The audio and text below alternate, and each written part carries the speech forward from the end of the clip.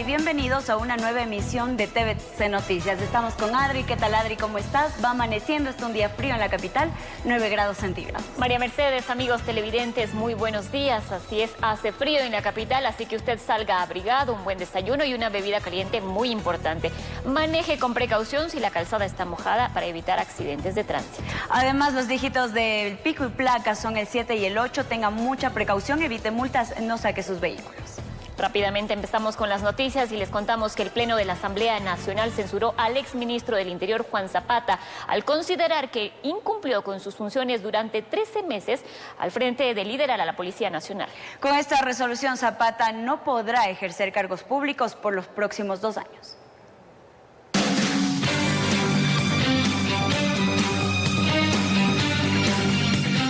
Con 118 votos a favor, el Pleno de la Asamblea Nacional resolvió censurar al exministro del Interior, Juan Zapata, por haber incumplido sus funciones durante su gestión en el gobierno del expresidente Guillermo Lasso. El ponente de este proceso de fiscalización, Carlos Vera Mora, señaló que Zapata apenas ejecutó el 34% del presupuesto de $80 millones asignados a su institución. El señor Juan Zapata, con $80 millones en su bolsillo, en su cartera de Estado, por temor, dice él, a las contrataciones públicas o a los mecanismos para poder tener implementos y celebrar contratos públicos, él simplemente nunca adquirió logística, municiones, chalecos, armas de dotación. Juan Zapata concurrió bajo protesta a este juicio político y en apenas 40 minutos dijo no haber sido notificado oficialmente con el proceso de fiscalización. Me ponen el membrete de rebelde. ¿Cómo puedo yo responder a una información cuando yo no fui notificado? Fui yo el que pidió que se revise si ese correo electrónico consta en la última declaración juramentada de Contraloría o no, y es el correcto. Tanto Vera como otros asambleístas responsabilizaron al exministro de caotizar y debilitar la institucionalidad de la policía. Durante la administración del exministro Zapata se registraron 7.592 muertes violentas. Ese crimen organizado que no puede tener más viada por gente incompetente.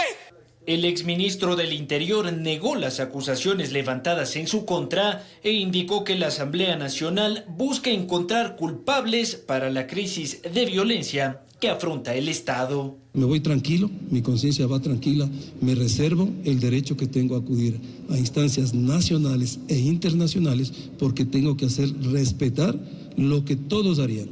El derecho que tengo a una legítima defensa. Esta censura, indicó Carlos Vera, desenmascara a quienes con sus omisiones permitieron el desbordamiento de la violencia en calles y cárceles de Ecuador. Informó Álvaro Terán. Más noticias. El presidente de la República, Daniel Noboa, vetó totalmente la reforma al Código Orgánico de la Función Judicial, aprobado por la Asamblea Nacional el pasado 21 de mayo. Este cuerpo legal incluía una polémica reforma al artículo 258, con la cual se concedía una licencia sin sueldo a los vocales del Consejo de la Judicatura con orden de prisión. El veto total del Ejecutivo al proyecto reformatorio del Código Orgánico de la Función Judicial finalmente llegó a la Asamblea. En el documento, el presidente señaló que esta ley no es compatible con los intereses del país en medio del conflicto armado interno. La negativa se habría originado tras la reforma al artículo 258, mismo que otorgaba una licencia temporal sin sueldo a los vocales del Consejo de la Judicatura que cuenten con una orden de prisión preventiva en su contra. No, veto total. Los miembros de la Comisión de Justicia creen que el veto total es injustificado, pues no solo anula el artículo 258, sino también otros aportes importantes a la justicia. Esto solo ha sido un pretexto para que a través de este veto se elimine la posibilidad de dar atención especializada a mujeres, niños y niñas víctimas de violencia. El cuestionamiento es a un artículo, pudo haber bien hecho un veto parcial. Varios legisladores no comprenden cómo el gobierno pudo oponerse a esta reforma si la asambleísta oficialista María Fernanda Araujo estuvo de acuerdo en aprobarla. Y ella es parte de la comisión y fue parte de lo que se discutió y el texto llegó aquí en el Pleno y en el Pleno no hubo discusión por parte de aquello. El Consejo de la Judicatura, igual a una manera de hacer daño, culpa a mi persona y esta es una nueva metida de mano que querían hacerlo la Revolución Ciudadana, el Partido Social Cristiano y los independientes. La asambleísta Lucía Pozo, quien impulsó varias de estas reformas, indicó que el artículo 258 jamás buscó la impunidad. El señor Wilmer Terán, el señor Muñoz, estuvieron 2 meses cobrando desde la cárcel y si no tenían la gentileza de renunciar, no había un espacio jurídico ni una norma que les obligue a hacerse un lado como en efecto se establece en esa reforma. Informó Álvaro Terán. El Consejo de Participación Ciudadana y Control Social arrancó con el tratamiento de la terna para designar al nuevo presidente del Consejo de la Judicatura. Una comisión técnica se encargará de verificar que la documentación entregada cumpla con los requisitos de ley. Una vez que el Pleno del Consejo de Participación Ciudadana y Control Social abocó conocimiento de la terna enviada por la Corte Nacional de Justicia y subsanados algunos inconvenientes al haber sido entregada sin la documentación de soporte y habilitante, se conformó la comisión técnica. Lisbeth Fernanda Galarza Guaycha, Diana Valeria Valareso Andrade, Angie Aney Falconi Luna, Jimmy Gabriel Ruiz de Engracia, Esteban Ramiro Santos López. Sobre ello recae la responsabilidad de revisar que Telmo Molina, Dunia Martínez y Hugo Landívar cumplan con los requisitos que demanda la ley.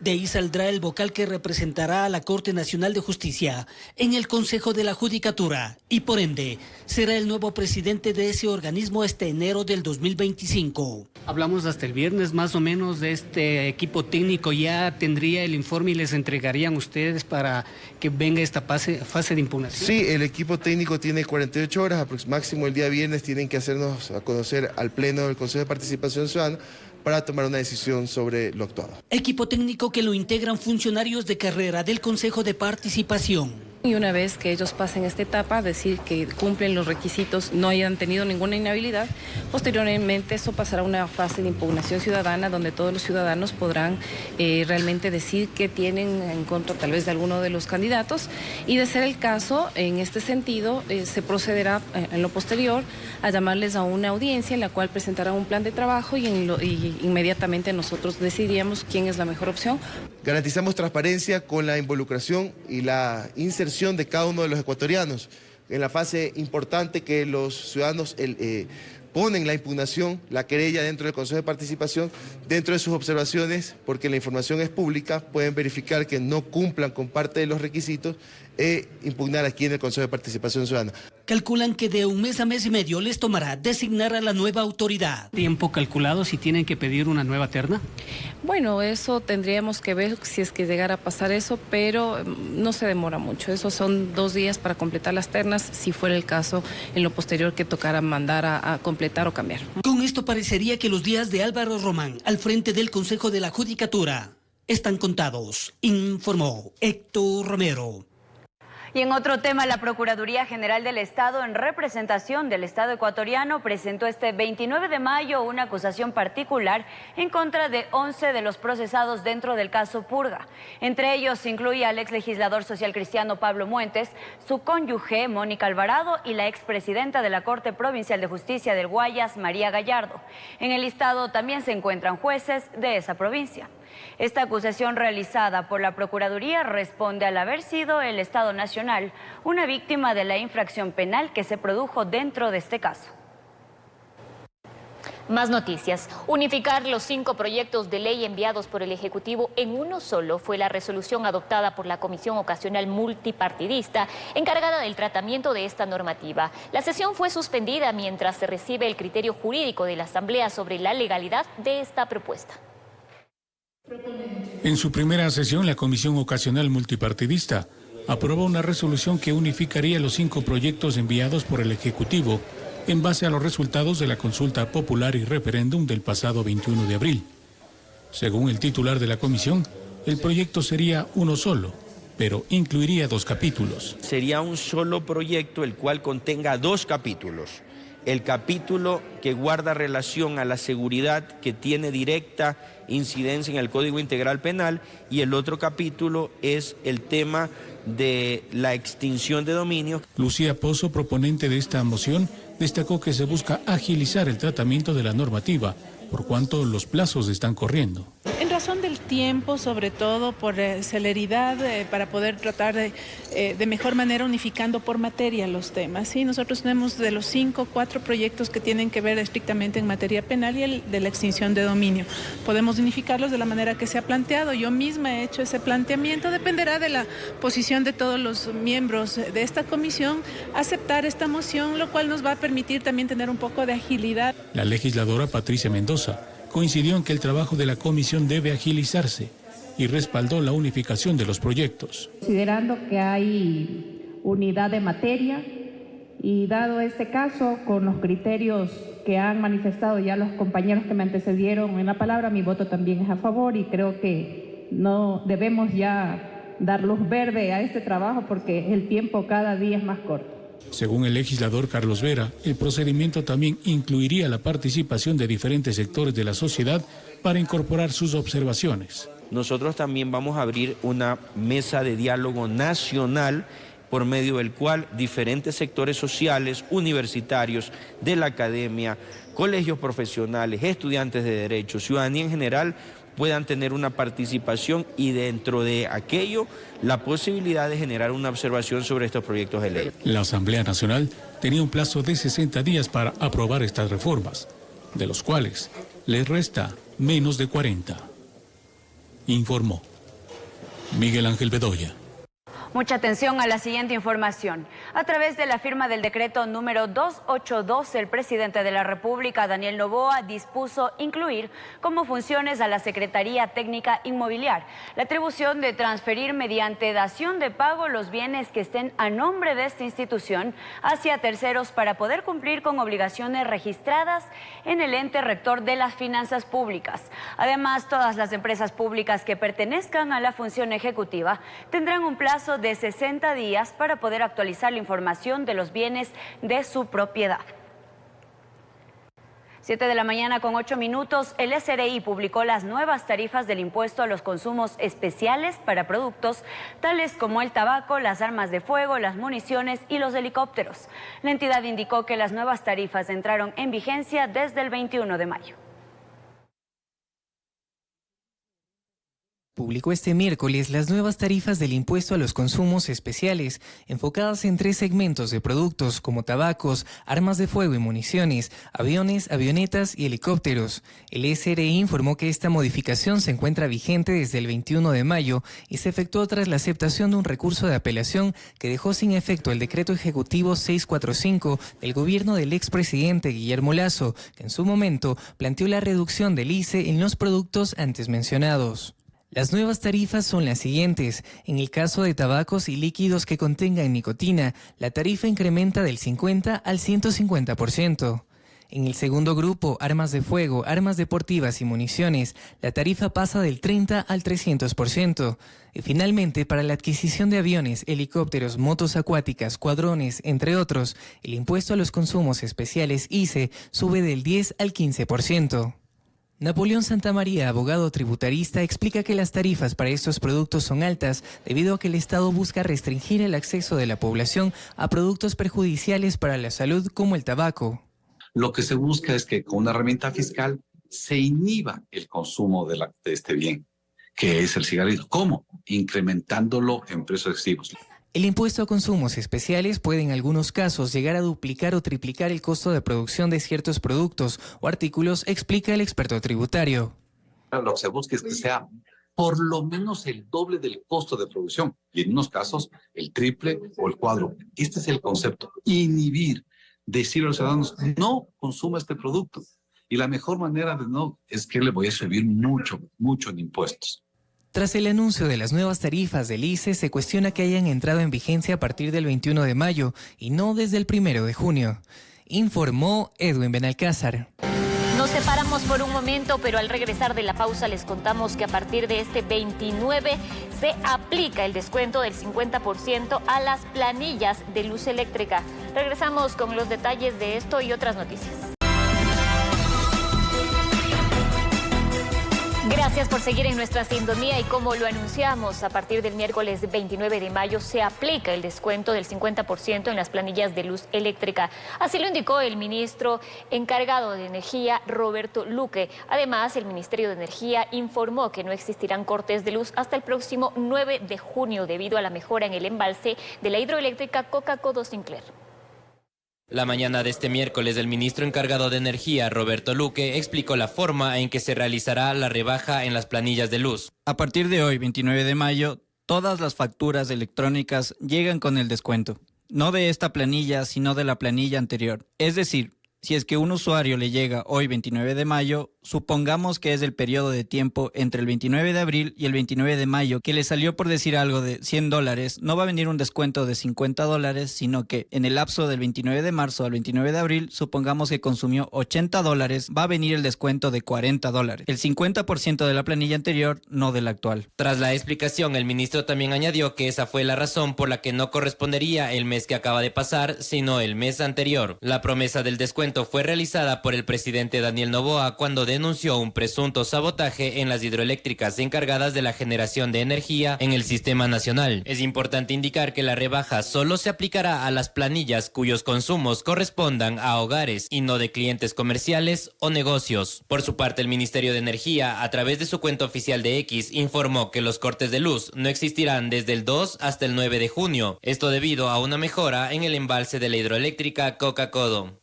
Informó Ítalo Salazar. Datos de la cartera de trabajo dan cuenta que 105,000 empleos se crearon para jóvenes de entre 18 a 29 años. El periodo está comprendido entre diciembre del año anterior hasta abril del 2024. Si nuevas plazas de trabajo se han creado hasta abril de este año, mucho tiene que ver la aprobación y vigencia de la Ley de Eficiencia Económica y Generación de Empleo, impulsada desde el Gobierno Nacional y que brinda incentivos a contribuyentes que contraten personas jóvenes. El registro de todos los contratos de trabajo suscritos entre empleadores y trabajadores comprendidos en las edades de 18 a 29 años de edad. Al mes de abril del corte enviado por el Ministerio de Trabajo, se arroja 105,050 contratos de trabajo en las 24 provincias del país. Ahora bien, estos 105,000 nuevos empleos que se registran desde diciembre de 2023 a abril de este año se distribuyen en todo el país, siendo Guayas la provincia que más contratos a plazo indefinido para este segmento registra, seguida de Pichincha, Azuay, Manabí y El Oro. Guayas, 34,469 personas. La provincia de Pichincha, 30,753 y así sucesivamente. Así como la ministra de Trabajo, Ivonne Núñez, mostró algunas de las empresas que han contratado a jóvenes, resulta importante conocer que entre los empleos que destacan están actividades como la agricultura, ganadería, comercio al por mayor y menor, reparación de vehículos, así como aquellos de la industria manufacturera. En tanto, se pudo explicar desde la cartera de trabajo el nacimiento de 105,000 empleos, al menos en este instante no se conocía el dato respecto de la cifra de jóvenes que actualmente estarían desempleados. Un comparativo que para periodistas asistentes era necesario. Esa cifra de cuántos jóvenes están desempleados en el Ecuador no la manejamos nosotros. Esos son datos estadísticos y muestreos que maneja el INEC. Lo que yo sí le puedo decir es lo siguiente. El próximo mes, junio, sí podemos nosotros ver de esos 105,000 cuántos descendieron y qué aumento hubo. Esos nosotros sí lo hacemos. Cifras del IES y del INEC respecto del empleo también difieren de los datos del Ministerio de Trabajo, donde existe una disminución en afiliaciones a la Seguridad Social como una reducción de empleo adecuado, informó Javier Rosero. Ahora les contamos que el presidente Daniel Noboa participó de un evento que impulsó la generación de oportunidades laborales dirigida para jóvenes. El mandatario compartió su experiencia al ser el candidato que se convirtió en el presidente más joven del Ecuador. Estoy convencido que todos los que estamos aquí sabemos que ser joven es sinónimo de valentía para enfrentar desafíos vitalidad para promover cambios y ganas para construir futuros realmente prósperos. Con estas palabras, el presidente de la República, Daniel Noboa, motivó a los jóvenes que participaron del evento Convención de Empleabilidad y Emprendimiento por el Nuevo Ecuador, un espacio creado para aproximar oportunidades laborales y de apoyo para emprendimientos de usuarios del Ministerio de Inclusión Económica y Social. El mandatario mencionó haber atravesado dificultades por ser joven cuando tomó la decisión de participar en las elecciones presidenciales de 2023. Así como ustedes tienen ciertas dificultades en el mercado laboral al ser jóvenes y tener poca experiencia, así también la tuve yo al ser candidato. Mucha ingenuidad, mucha gente que pensaba que pues era demasiado joven, que no tenía la experiencia política, tampoco tenía la experiencia en el robo, así que eso fue algo positivo. El presidente entregó becas de certificación de competencias laborales y lideró la suscripción de un convenio entre el MIES y la Universidad Tecnológica Equinoccial, con la entrega de 100 becas de pregrado y posgrado a jóvenes de quien dijo ya no son el futuro, sino el presente y la mayoría. Los jóvenes son el verdadero motor que promueve la real construcción del Nuevo Ecuador. Hoy, los jóvenes son la mayoría. 40% de la población del Ecuador está entre 14 y 35 años. Y esos mismos jóvenes, ustedes, fueron los que escogieron a un presidente joven. La titular del MIES informó que esta convención es la primera de 4 que se desarrollarán en este 2024. Y que persigue incorporar al mercado laboral a más de 2.000 jóvenes. Pero lo importante de todo esto no es solo que se abren las puertas para el trabajo a jóvenes. Lo importante de todo esto es que tiene ese elemento de inclusión. Porque los jóvenes que van a acceder a estas plazas laborales son jóvenes en situación de pobreza y de extrema pobreza. El acto contó con la asistencia de al menos 500 personas, entre jóvenes estudiantes secundarios y universitarios, representantes de empresas privadas, de los sectores estratégicos, entre otros. Informó Miguel Ángel Bedoya. En otro tema, interpretaciones distintas tendría Ecuador y México sobre la posibilidad de que Suiza pueda ser intermediario para restablecer las relaciones diplomáticas entre ambos países. Al parecer, a las autoridades mexicanas solo les interesaría que les entreguen a Jorge Glass, el ex vicepresidente ecuatoriano, quien fue sentenciado por la justicia ecuatoriana. Una luz al final del túnel para Ecuador sería la posibilidad de un intermediario que agilite restablecer las relaciones diplomáticas entre nuestro país y México. Un mecanismo que se utiliza es que haya un tercer país que sea el canal diplomático para mantener la comunicación. En este caso, Suiza ha aceptado la petición de México y del Ecuador de ser este canal de comunicación diplomático. Buena voluntad hecha pública por la canciller ecuatoriana Gabriela Sommerfield, que podría quedar en medio camino por las pretensiones mexicanas, como lo expresó la ministra mexicana Alicia Bárcena. Canciller, ¿qué viabilizaría que Ecuador y México vuelvan a restablecer relaciones? Siempre el diálogo. El diálogo es importante. Pero tendrían que ceder de parte y parte, me imagino. Hay cosas que el Ecuador no va a negociar. Yo ya lo he mencionado públicamente, hay cosas que el Ecuador no va a negociar, todo el resto con gusto. No pedir disculpas, ¿hace referencia usted? No se refiere a no pedir disculpas. México está pidiendo algo que no es negociable y eso no estamos dispuestos a entregar. Hemos pedido el apoyo incluso de terceras embajadas que están en Ecuador, como la Embajada de Suiza y la Nunciatura, que se han ofrecido también en apoyar y visitar a Jorge Glass y interceder ante las autoridades para que nos lo entregue.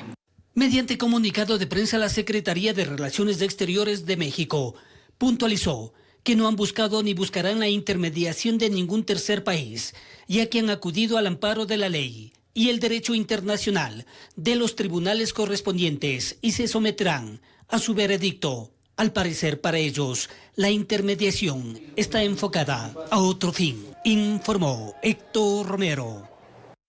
La Red de Instituciones Financieras de Desarrollo del Ecuador presentó hace pocos días un informe que muestra el estado del acceso al sistema financiero en el país. El 70% de los ecuatorianos enfrentan barreras en el acceso y uso de servicios. El informe Avances de la Inclusión Financiera en el Ecuador 2023, presentado por la Red de Instituciones Financieras de Desarrollo RFD, revela algunas cifras poco alentadoras, entre ellas que solamente 3 de cada 10 ecuatorianos acceden a productos financieros. Valeria Llerena, directora ejecutiva de la red, apunta a las brechas de atención como uno de los principales culpables de esta exclusión. Y cuando hablamos de inclusión, como digo, no solo es acceso y uso, sino también es la calidad de estos productos y servicios. Realmente estos productos cubren las expectativas que tienen los usuarios como tal. Tienen educación financiera adecuada estos usuarios para saber cómo usar estos productos y servicios.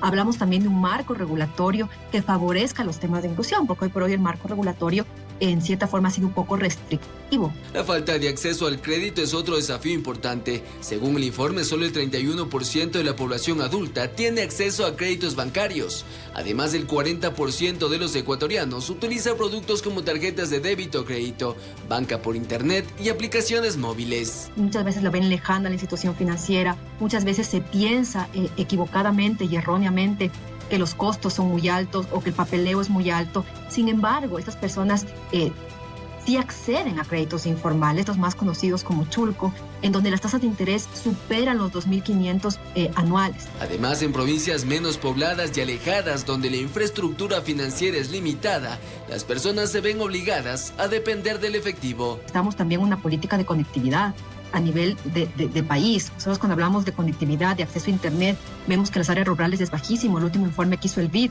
durante pandemia hablaba de que en las áreas rurales apenas el 13% de la población accede a Internet. Otras cifras del estudio también revelan que más del 60% de la población no ahorra debido a las dificultades económicas y laborales. El informe enfatiza que a pesar de haber avances, Ecuador enfrenta grandes retos para consolidar la inclusión financiera, con la necesidad urgente de implementar políticas públicas para acortar las brechas. Informó José Mendieta. En otro tema, el uso de las inteligencias artificiales en el ámbito educativo presenta nuevos desafíos para maestros y estudiantes por igual. Expertos señalan las edades para que los alumnos puedan involucrarse con el uso de esta tecnología, respetando el tratamiento ético de su información. La integración de la inteligencia artificial en las aulas está abriendo nuevas fronteras en el proceso de aprendizaje, ofreciendo desafíos innovadores para educadores y estudiantes por igual. Adolescentes y jóvenes en edades escolares y secundarias nacieron con el uso de Internet y la tecnología como prácticas comunes. Ante esto, docentes y expertos señalan los desafíos que la educación enfrenta para adaptar la enseñanza con lo que la UNESCO denominó como la cuarta revolución industrial. Al principio, el boom de ChatGPT, por ejemplo, como un solucionador de preguntas rápido y emergente, fue el susto de todos los profesores, pues el detector de plagio, el Turnitin, no estaba en la capacidad de detectar hasta qué punto un estudiante había extraído información o cuáles eran sus ideas y cuáles los de la inteligencia artificial. Así que a partir de ese momento incluso las políticas de evaluación de la institución cambiaron en cuanto a hasta qué porcentaje de plagio puede ser sancionable un estudiante. Expertos indican las edades acordes para que una persona estudiante tenga este acercamiento con las IAs. Estoy pensando entre el fin de la escuela y el inicio del colegio, no mucho antes, ¿no? Porque hay que entender unas bases matemáticas para entender también cómo funciona la inteligencia artificial. Varias implicaciones se han generado en torno al uso de las inteligencias artificiales con estudiantes. En las aulas a los alumnos, pues por eso es que muchos no pasan del copy-paste, por lo que la IA no es que va a fomentar el que haya más alumnos, entre comillas, vagos, sino que no va a pasar eso si es que no les enseñamos a usar en forma productiva esta herramienta. No porque las personas no estén estudiando o tengan un nivel de inserción bajo, o por ejemplo no accedan a educación superior, pero sí han terminado colegio, no significa que tarde o temprano no estén en contacto con inteligencias artificiales. La relevancia de la adaptabilidad y la pérdida del miedo por parte de estudiantes y maestros podría ser el eje fundamental para un uso armónico entre las IAs y una educación de vanguardia. Nosotros tenemos que tener mucha predisposición al cambio.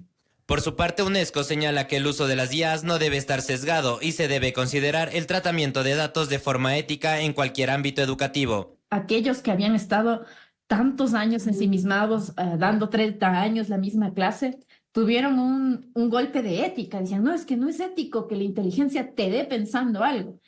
Y bueno, si tú lo usas descaradamente, moralmente cuestionable esto de que tú le pidas planifícame la clase, es muy diferente. Poder hacer uso de las inteligencias artificiales como herramientas educativas es un reto que cada vez está más cerca, pero el toque humano pedagógico que maestros y maestras depositen en las aulas determinaría que las IAs sea un medio y no un fin. Algo que es muy evidente de la inteligencia artificial es que es frío, no tiene una posición o una postura de defensa. Y es evidente hasta qué punto plagiaste algo. Es realmente obvio. La forma en la que redacta las cosas tiende a ser muy estructural y nadie en su sano juicio lo haría así. Informó Ítalo Salazar. Cambiamos de tema y les contamos que 1 de cada 2 niños menores a 5 años sufren algún tipo de violencia en Ecuador, esto según la UNICEF. Organizaciones sociales alertan que las cifras no disminuyen debido a la participación de grupos criminales, entre otros factores.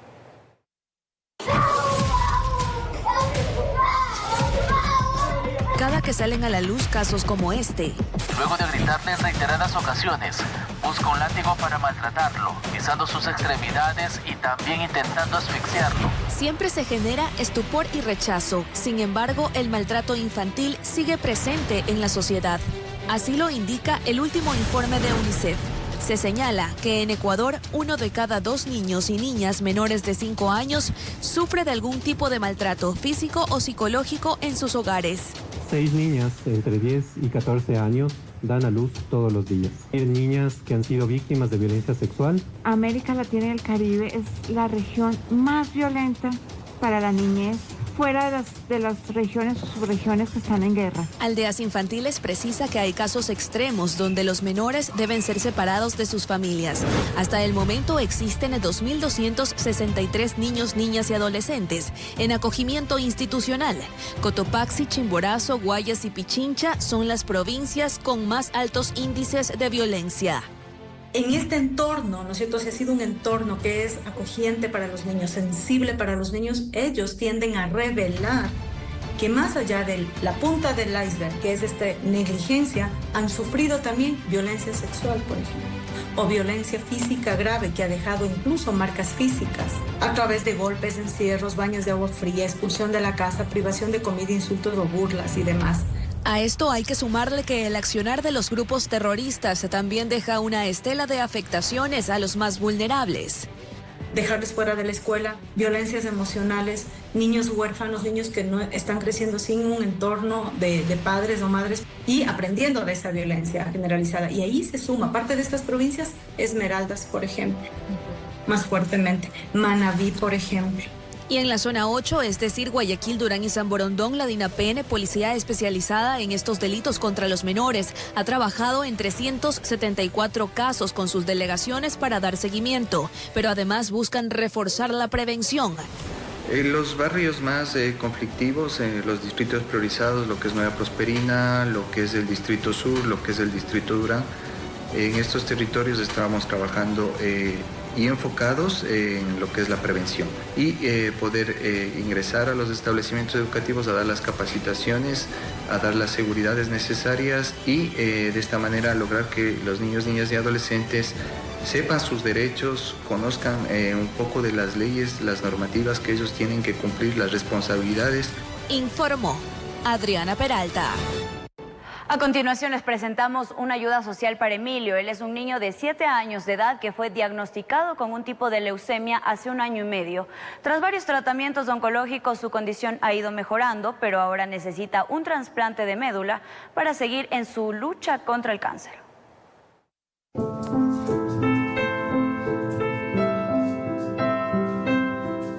Lleno de energía y muchas ilusiones, Emilio y su familia nos reciben en el calor de su hogar en el sur de Quito. A simple vista no se denota la lucha que ha tenido que pasar a su corta edad desde hace 1 año y medio, pero el brillo en sus ojitos nos indica que es todo un guerrero del cáncer. Hace 1 año y medio le detectaron la leucemia de células dendríticas. Él tenía inflamado los ganglios de la garganta, tenía del cuerpo, su cuerpo estaba regado más o menos el 80% en el cuerpo el cáncer. Desde ese momento ha tenido que pasar por varios tratamientos de quimioterapia en el hospital de Solca. Su fortaleza ha ayudado para irle ganando espacio al cáncer. Más ahora necesita un trasplante de médula para completar su tratamiento y mejorar su situación. Como lo dicen los médicos, no es una leucemia común. Él está con una terapia que no es el dirigido a lo que él tiene. No es así. Él está, como nos dijeron los médicos, están probando con cuál de estos procesos va a evolucionar bien. Mi hijo necesita ya un trasplante de médula. Al ser un paciente del Instituto de Seguridad Social IES, necesita que su caso sea analizado por los directivos de la institución para la autorización de su viaje. Sus padres piden que el expediente sea tomado con prioridad e importancia para que Emilio sea trasladado lo más pronto posible a Argentina a realizarse su intervención. Nosotros necesitamos de la ayuda de ellos, necesitamos de que mi hijo ya salga porque queremos saber qué más sigue.